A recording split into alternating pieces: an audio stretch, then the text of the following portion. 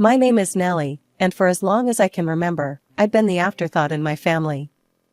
Growing up, it was always about my younger sister, Emma, the golden child, the shining star, the one who could do no wrong. Emma was the daughter my parents had always dreamed of having.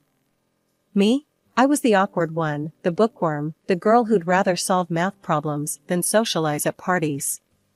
Don't get me wrong, I loved learning and was good at it, but in a family that valued charm over intellect, I might as well have been invisible. I remember one particular day when I was 12 and Emma was 10. We were at a family barbecue, and I had just won a regional spelling bee. I was bursting to share the news with anyone who'd listen. Mom, Dad, guess what? I ran up to them, certificate in hand. I won the spelling bee. My mother glanced at me, her eyes quickly darting back to Emma, who was doing cartwheels on the lawn. That's nice, dear, she said distractedly. Emma, sweetie, be careful. You might get grass stains on your new dress. I stood there, certificate crumpled in my fist, watching as relatives cooed over Emma's athletic prowess. No one asked about my achievement. No one cared. Our parents' favoritism wasn't subtle. Emma got new clothes, I got hand-me-downs. Emma got dance lessons, I got library cards. Emma got praise and attention, I got used to disappointment. As we grew older, the pattern continued. Emma blossomed into a beautiful teenager, popular and vivacious. I retreated further into my books and numbers, finding solace in the worlds where merit mattered more than charm. Nellie, why can't you be more like your sister, became a common refrain in our household.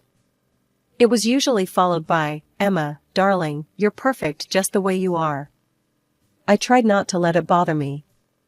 I told myself that one day, my hard work and intelligence would pay off. One day, I'd show them all that I was worth something too. As I entered high school, I threw myself into my studies with renewed vigor. I was determined to excel, to make achievements so impressive that even my parents couldn't ignore them. But as it turned out, I was fighting a losing battle against the golden glow of Emma's popularity. In my junior year, I reached what I thought would be the pinnacle of my academic career. I won the state math competition. It was a grueling contest, pitting the brightest minds against each other in a battle of numbers and logic. When they announced my name as the winner, I felt a surge of pride and hope. Finally, I thought, I've done something truly extraordinary. I rushed home that day, trophy in hand, eager to share the news with my family. But as I burst through the door, I was met with the usual scene, my parents hovering around Emma, who was trying on a new costume. Mom, Dad, guess what? I said, breathless with excitement. I won the state math competition. My mother glanced up, a distracted smile on her face. Oh, that's nice, dear. Emma, honey, turn around. Let's see how it looks from the back. My father didn't even look up from adjusting Emma's costume. Good job, Nellie. Emma, are you sure this is the right size? It seems a bit tight around the shoulders. I stood there, trophy in hand, feeling utterly deflated. But, it's the state competition. I beat out hundreds of other students. That's great, sweetie, my mother said, not really listening. Emma has a big performance this weekend. We need to make sure everything's perfect. And just like that, my moment of triumph was overshadowed once again by Emma's latest endeavor. I retreated to my room, placing the trophy on my desk where it gathered dust, unnoticed by anyone but me. When it came time for college applications, I poured my heart and soul into every essay, every form. I was determined to get into the best school possible, to prove once and for all that I was worth something. The day the acceptance letters arrived was one I'll never forget. I'd been accepted to a prestigious university with a full scholarship to study financial analysis. My hand shook as I read the letter, tears of joy and relief streaming down my face. I found my parents in the living room, Emma sprawled across the couch between them. I got in, I said, my voice trembling with emotion. Full scholarship to study financial analysis at. Oh my God, Emma suddenly shrieked, jumping up from the couch. I forgot. I need a new costume for my performance next week. And just like that, the spotlight shifted. My parents leaped into action, grabbing their keys and wallets. I stood in the empty living room, acceptance letter clutched in my hand, listening to the sound of the car pulling out of the driveway. They didn't come back until late that night, arms laden with bags full of Emma's new costume and accessories. My acceptance? It was never mentioned again. As I threw myself into my studies at university, Emma's life took a different turn. She enrolled in the local community college, more focused on her social life than her academic pursuits. It wasn't long before she started dating John, her high school sweetheart. I immersed myself in the world of financial analytics, finding a sense of purpose and validation I'd never experienced before. For once, my intelligence and work ethic were recognized and appreciated. I made a few close friends who shared my passion for numbers and analysis. It felt like I was finally where I belonged. Meanwhile, back home, Emma's life was progressing exactly as our parents had always dreamed. She married John right after graduating from college, in a lavish ceremony that my parents spared no expense for. I stood by as a bridesmaid, feeling like an outsider in my own family once again. Within a year of their marriage, Emma announced she was pregnant. The day she gave birth to Lily, you'd have thought the sun rose and set on that delivery room. My parents were beside themselves with joy. "We're grandparents," my father kept saying, his eyes misty with tears. "Can you believe it, Nellie? Aren't you excited to be an aunt?" I was happy for Emma, truly. But I couldn't help but feel the sting of being overlooked yet again. I had just landed a job at one of the most prestigious financial firms in the city, but in the face of Emma's new motherhood, it seemed insignificant. When Anthony was born 2 years later, the cycle repeated. Emma was the perfect daughter with the perfect family, and I was just Nellie. The one who worked too much, who didn't date enough, who didn't give them grandchildren to dote on. By the time I turned 30, I had worked my way up to senior financial analyst. I was respected by my peers, sought after by clients, and finally feeling a sense of self-worth that had eluded me for so long. To celebrate my success, I decided to buy myself a house. It was a beautiful 4-bedroom home in a great neighborhood. It wasn't a mansion by any means, but it was mine, bought with my own hard-earned money. The day I got the keys, I felt a sense of pride and accomplishment that I'd never experienced before. Excitedly, I invited my family over to see my new home. I thought, finally, they'd see what I'd achieved, that they'd be proud of me. They arrived, Emma with her kids in tow, my parents cooing over their grandchildren. As I gave them a tour of the house, my mother's main comment was, "It's such a big house for just one person, isn't it?" I felt my heart sink. "It's an investment," I tried to explain. "And I have room for a home office now."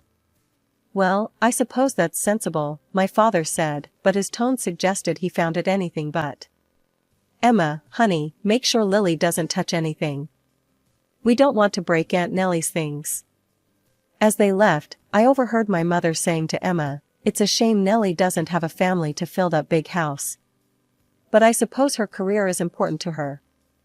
A few months after I'd settled into my new home, I received an unexpected invitation to a family dinner. I was surprised, to say the least. My family often forgot to include me in gatherings, dismissing me as strange and uninteresting. Nevertheless, I accepted, hoping that perhaps things were changing. "Nellie, good of you to come," my father said, patting my shoulder awkwardly. "Have a seat. We have something important to discuss." A knot formed in my stomach.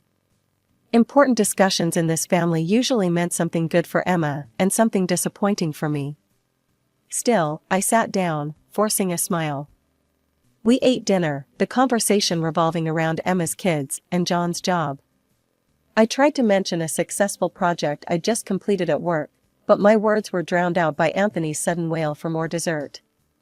After dinner, as we settled in the living room, my mother cleared her throat. "Nellie, dear, we've been thinking." I braced myself, unsure of what was coming. "You're single, with no children," she continued, her tone suggesting this was some kind of terminal illness. "And you have that big house all to yourself. Yes, I said slowly, not liking where this was going. My father jumped in. Well, we think it would be best if you gave your house to Emma and her family. I blinked, certain I had misheard. I'm sorry, what? Give them the keys and move out, my mother clarified, as if she was asking me to pass the salt. They need the space more than you do. I looked around the room, waiting for someone to laugh, to say it was all a joke. But all I saw were serious faces. Emma sat looking smug, while John patted her shoulder condescendingly. You're joking, right? I finally managed to say. Now, Nellie, my mother said, her voice taking on that patronizing tone I knew so well. Don't be selfish. Emma needs her own space more than you do. You're just one person, after all. It's your sisterly duty, my father added, as if that settled everything. Family helps family. I felt like I was in some kind of twisted alternate reality. But, it's my house, I said, my voice barely above a whisper. I bought it with my own money. I worked hard for it. Oh, come on, Nellie, Emma chimed in, her voice sickly sweet. You know how hard it is raising 2 kids in our small apartment. You'd be doing us such a favor. I stood up, my hands shaking. No, I said, my voice growing stronger. Absolutely not. I'm not giving you my house. The room erupted. My parents started listing all the sacrifices they'd supposedly made for me over the years. Emma went on about the difficulties of raising children. John sat there, nodding along as if this whole scenario was perfectly reasonable. As I walked out, I heard my mother call after me, think about it, Nellie. Don't be selfish. In the days following that surreal dinner, my life turned into a circus of unwanted attention. It seemed my parents had spread the tale of my selfishness far and wide among our extended family. Suddenly, relatives I hadn't spoken to in years became experts on my life, bombarding me with calls and messages. One afternoon, I picked up a call from my great-aunt Mildred, a woman I hadn't seen since I was a teenager. Nellie, she croaked into the phone, I heard about your situation. How could you be so heartless? You're nothing but an old maid saving money for no good reason. The next day, my cousin Mike, whom I barely knew, sent me a text. Hey Nellie, heard you're being difficult. Why don't you just move to a remote island and live as a hermit? You're already an outcast and a loner anyway. 2 weeks after the disastrous family dinner, I found myself at home, nursing a bad cold. As I sat on my couch, wrapped in a blanket and sipping hot tea, I heard an odd noise coming from my front door. A distinct sound of someone fumbling with the lock. My heart began to race. Was someone trying to break in? I set my tea down quietly and crept towards the door, my legs shaking beneath me. Pressing my eye to the peephole, I nearly gasped out loud. There, on my front porch, were my sister, my parents, and John. Emma was kneeling by the lock, a hairpin in her hand, while my parents kept watch. John stood a little way back, looking nervous. Without thinking, I yanked the door open. They all jumped back, startled expressions on their faces. What the hell do you think you're doing? I demanded, my voice hoarse from my cold but filled with anger. For a moment, they all stared at me, caught red-handed. Then, to my utter disbelief, my mother spoke up. We thought you'd be at work. We were just going to move in. Move in? I repeated, incredulous. You mean break in and squat in my house? Now, Nellie, my father interjected. We knew you wouldn't have called the police on us. We're family, after all. I looked past them and saw a car parked in my driveway, loaded with boxes and suitcases. They had actually planned to move in behind my back. Get off my property, I said, my voice low and dangerous. Now, or I will call the police. I pulled out my phone and dialed 911, holding it up so they could see. Last chance, I said. Leave now. They stared at me for a long moment, disbelief written across their faces. Then, slowly, they began to retreat. I watched them drive away, my whole body shaking. Once they were out of sight, I closed the door, locked it, and slid down to the floor, my back against the solid wood. The very next day, I contacted a security company and had surveillance cameras installed around the perimeter of my property. These weren't just any cameras, they came with a voice recording function. But technology alone wasn't enough. I'd always wanted a dog, and now I had the perfect reason to get one. I headed to the local animal shelter, determined to find a companion who could also serve as a guardian. That's where I met Max. He was a large, mixed-breed dog with intelligent eyes and a wary demeanor. The shelter worker told me his story. He'd been abandoned by his previous owners for being too protective. I saw past his gruff exterior to the loyal, loving dog underneath. Max and I bonded quickly. At home, he was gentle and affectionate, always by my side. But when strangers approached the house, he transformed into a vigilant guardian, his deep bark a warning to anyone who might think of trespassing. I set up a beautiful kennel in the backyard for Max, complete with a cozy doghouse and plenty of toys. He seemed to love it, often lounging in the sun-dappled grass when he wasn't patrolling the perimeter. For 2 months, life was peaceful. But a work emergency called me out of town for a weekend. I was reluctant to leave, but my neighbor, Mrs. Johnson, assured me she'd take good care of Max. She adored him, often bringing him treats and taking him for walks when I worked late. I left feeling relatively at ease. But on the second night of my trip, my phone rang. It was Mrs. Johnson, and she sounded frantic. "Nellie, dear, there's been an incident," she said, her voice shaking. "Max, he bit the stranger. Chased them right out of the yard and down the street. The police are here now." I caught the first flight back, my mind whirling with possibilities. When I arrived home, I was met with a scene straight out of my nightmares. My parents' car was parked in front of my house. Emma was there, looking both angry and smug. And to my horror, there were 2 police officers standing in my driveway. I approached cautiously. "What's going on here?" One of the officers stepped forward. "Ma'am, we've had a complaint about your dog attacking someone. Can you tell us what happened?" Before I could respond, Emma cut in. "Her monster of a dog attacked my husband. Jumped right over the fence and bit him. He could have been killed." Suddenly, everything clicked into place. The bite, it had been John. "That's not true," I said firmly.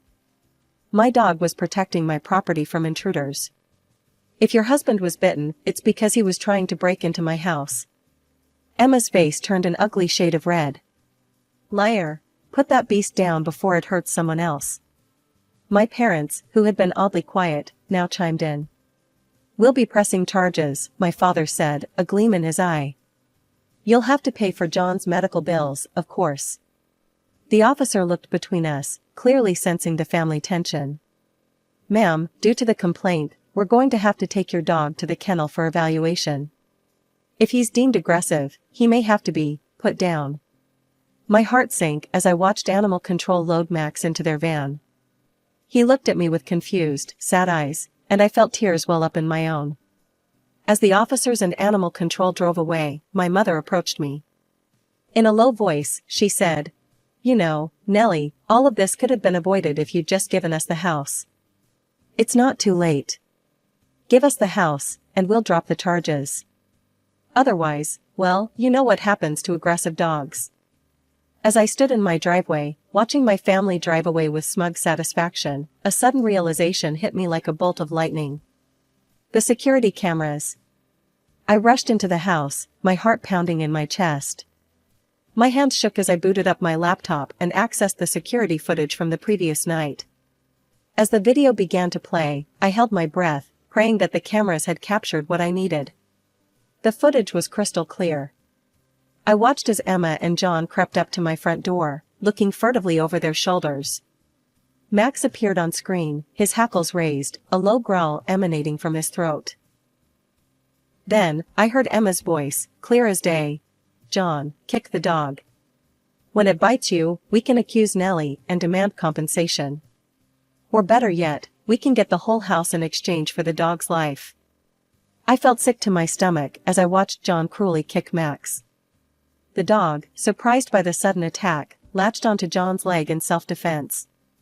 Emma let out an ear-piercing scream, causing Max to release his grip immediately.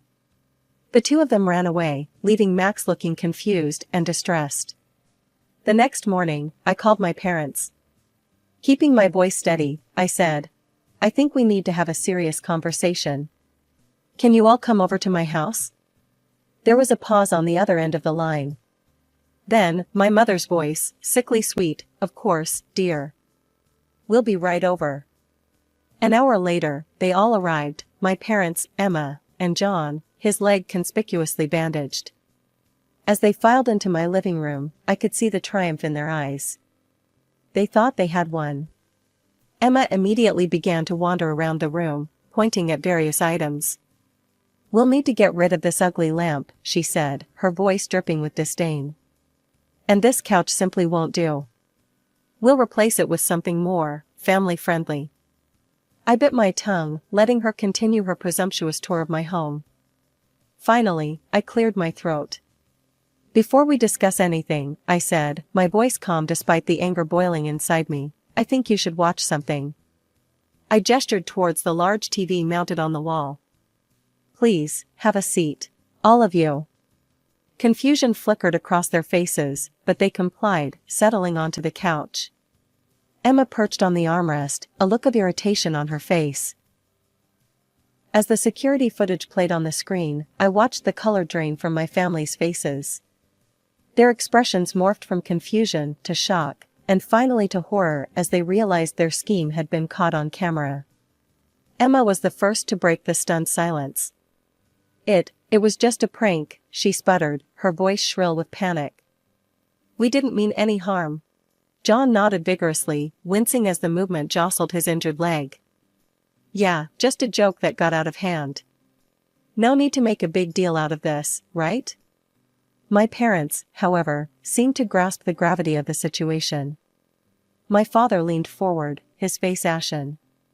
"Nellie, sweetheart, let's not be hasty. There's no need to make this public. We can work this out as a family." I couldn't help but smile, a cold, humorless expression that made them all flinch. "It's a bit late for that, don't you think?" I said, glancing at my watch. "And speaking of late, I believe we have some guests arriving." As if on cue, there was a knock at the door. I opened it to reveal two police officers, whom I had called earlier that morning. "Perfect timing," I said, ushering them in. "Officers, I have evidence of an attempted break-in and a malicious attempt at blackmail." What followed was a flurry of activity. I explained the situation to the police, showing them the damning security footage. They listened gravely, then moved to detain Emma and John. As the officers read them their rights, my parents broke down in tears. "Nellie, please," my mother sobbed. "Don't do this. We're family." I felt a twinge of sadness, but it was quickly overshadowed by years of pent-up hurt and resentment. "You should have thought of that before you tried to steal my home and hurt my dog," I said coldly. "I think it's time for you to leave." They left in tears, following behind as Emma and John were escorted to the police cruiser. That evening, with a weight lifted off my shoulders, I went to the animal shelter to bring Max home. He was overjoyed to see me, his tail wagging furiously as he covered my face with kisses. "Let's go home, buddy," I whispered, hugging him tightly. The following weeks were a whirlwind. Emma and John were arrested and stood trial. With the clear evidence from my security cameras, they were found guilty of attempted breaking and entering, as well as attempted blackmail. They were slapped with a hefty fine, which was awarded to me, and given suspended sentences. I made the decision to cut off all communication with my immediate family. However, I felt it was important that the rest of the family knew the truth. I sent a detailed account of what had transpired, along with copies of the security footage, to all our extended relatives. The response was overwhelming. Aunts, uncles, and cousins who had once berated me for my selfishness now sent messages of support and apology. My parents, Emma and John, found themselves ostracized from family gatherings, their actions deemed unforgivable by even the most forgiving relatives. As for me, life took a turn for the better. I continued to excel at my job, finding more satisfaction in my work than ever before. Max and I settled into a comfortable routine, enjoying long walks in the park near our home. It was on one of these walks that I met Greg, a kind-hearted software engineer with a golden retriever named Luna. We hit it off immediately, bonding over our shared love of dogs and our similar experiences with difficult families. We exchanged numbers and began dating, our relationship blossoming with each passing day.